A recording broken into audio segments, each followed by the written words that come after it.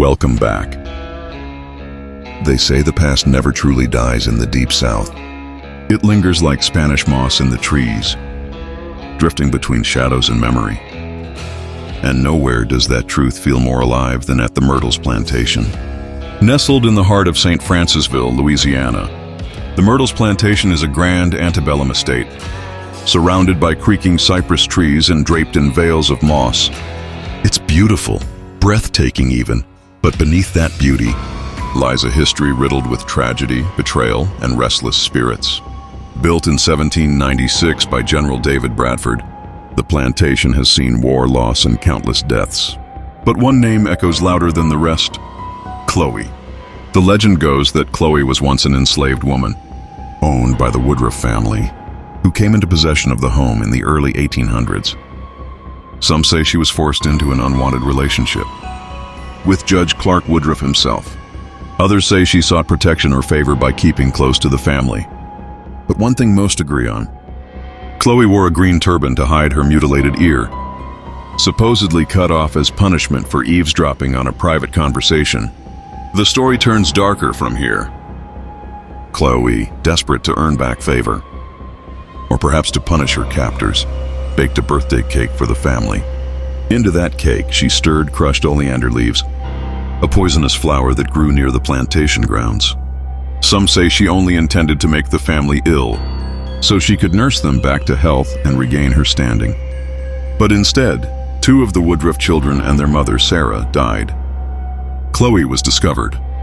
She was dragged from the house, hanged from a tree on the property, and left as a warning to others. The story should end there, but it doesn't. For generations, guests and staff at the Myrtles have seen her.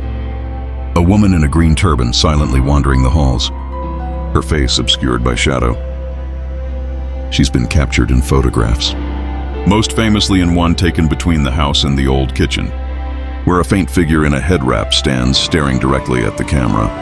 Lights flicker when there's no storm, doors open and slam shut on their own. Children cry out in the night. Some guests claim to awaken unable to breathe, as if someone is pressing on their chest. Others report being touched, brushed gently, almost lovingly, by invisible hands. The mirror in the main hallway is said to hold something sinister. Legend says it was never covered after the family's death, trapping their spirits inside for eternity. Fingerprints appear in the glass, even after it's cleaned. But it is Chloe that people fear and pity the most. A woman bound to a place of beauty and cruelty. A woman whose story, like so many others, was twisted by history and silence. Did she truly poison the family? Or was she framed, a convenient scapegoat for an untimely illness? We may never know.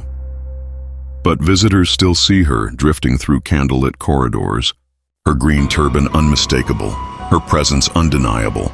She doesn't scream, she doesn't threaten. She simply observes. Thanks for watching Storytime with Paranormal Tendency. Copyright 2025. Haunted Soul Productions. Stay close, my friends. Our next journey takes us to San Diego, California, where the past refuses to bow.